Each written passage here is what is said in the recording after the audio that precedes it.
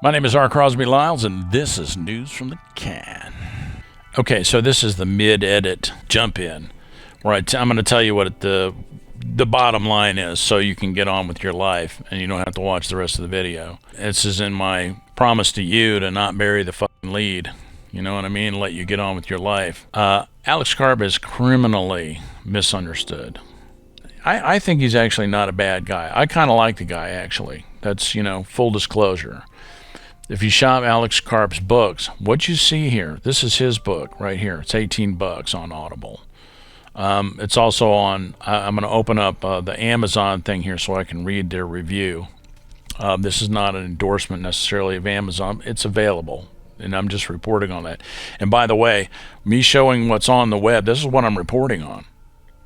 This is of historic value, because when I go back years from now and I look at this, then I can see what was being pushed visually on the fucking Google ecosystem.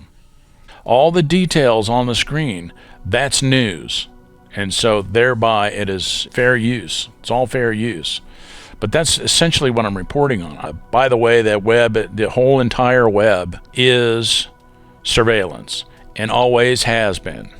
You know, the name of the chip company, Intel.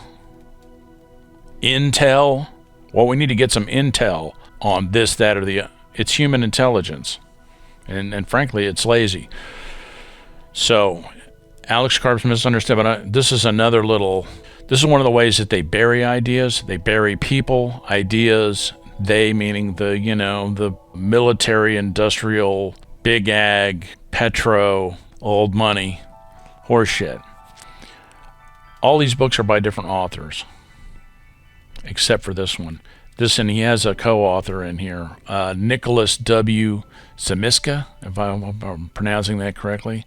Alex C. Karp and Nicholas W. Zimiska. $18 on Audible. The way he's portrayed, they're trying to tamp down him. Alex Karp's been the CEO of Palantir for over 20 years. They started in 2004. He's been the CEO the whole entire time. So this is Amazon here. This is not an Amazon commercial. I do not get paid from Amazon. It's not a paid promotion. This is, what anybody can see if they look it up. But this right here, instant #1 New York Times bestseller. A cri de coeur. Cri de coeur literally means scream from the heart. It takes aim at the tech industry for abandoning its history of helping America and its allies.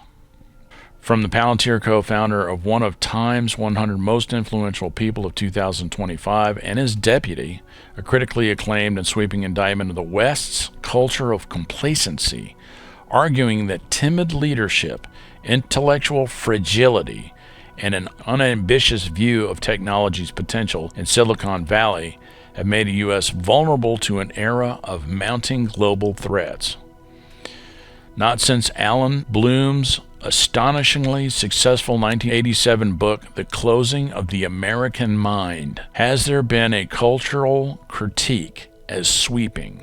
That's George Will, The Washington Post. Provocative and worth your time, Edith Chapman, editor-in-chief, NPR, top staff pick. So, something I've noticed, he's obviously noticed it because he wrote a book. We're getting fucked through the internet. In fact, I'll go further to say that your phone is a weapon. American competitors and the competitors to, I'm gonna say this in the best way that I can. In 2010, we had a census at some point, but in the stats of 2010, there were more white men between the ages of 18 and 35 than there were black people. So that's the cohort that their head is sort of in play or on the chopping block. Because what does America's adversaries, what do our adversaries want to do? If they want to beat America, behoove them to get rid of as many war fighters as they possibly can. More white men between the ages of 18 and 35 join the infantry than any other cohort. Okay. So it's obvious to me because I can see what's going on the web. I just, look, it's obvious. It's obvious to me. I don't know why it's not obvious to everybody else. But there's been a mind job on that cohort. And I'm going to, in later videos, I'm going to show you some video of a person, because I don't want them to yank it off. I don't want to be able to find it again, you see, because there's evidence out there. Some people feel ashamed about that a giant boot has been stomping the shit out of that particular cohort for a while now. And so if you really want to disable something, you attack their self-esteem. So the self-esteem of that cohort has been blasted using digital means to the point that the suicide rate is very high and drug overdose rates are very high and stuff like that. And so when you say the word suicide, your video gets clipped. See what I'm saying? So you can't really talk about it. When you say, like there's shit like sex offender or pedophile, your video gets clipped, right? Just like reflexively. And I'm thinking, you telling me that AI is not smart enough to be able to ferret out what the net of what I'm saying? Oh, well, it's just, that's fine tuning in the AI. They're not really able to figure out the context of what you're saying. It's a bullshit.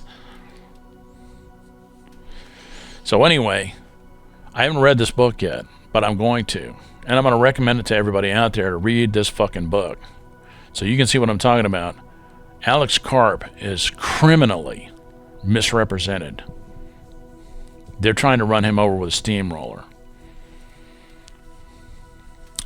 Obviously, because, who are our adversaries? I'm going to drill more down into that later. And it's obvious to some people, and, they want to kill our men and fuck our women. Really? For reals, people. I'm not saying that that's what he's saying. So I'm not characterizing Alex Karp's ideas. I'm not characterizing Alex Karp or his ideas. I am saying that he's criminally misunderstood, and I probably don't understand him that well either. But it's important to read what he said instead of what all these other motherfuckers said. To find out for yourself who he is before you allow all these other voices to poison the man's character. Because I think it's probably okay. I say more about this in the video, but his employees, I guess, the people that work at Cademan, they just love the shit out of him. Oh, Dr. Karp, he's so, they love it, and that tells you something. And my read on him is he's a decent dude. I actually like, full disclosure, I actually like the guy. I don't know him from Adam's House Cat. Don't know the man. I don't know him. He is a self-admittedly paranoid. Me too. You know what I mean? It just is what it is. We live in a world. Anyway, back to the video.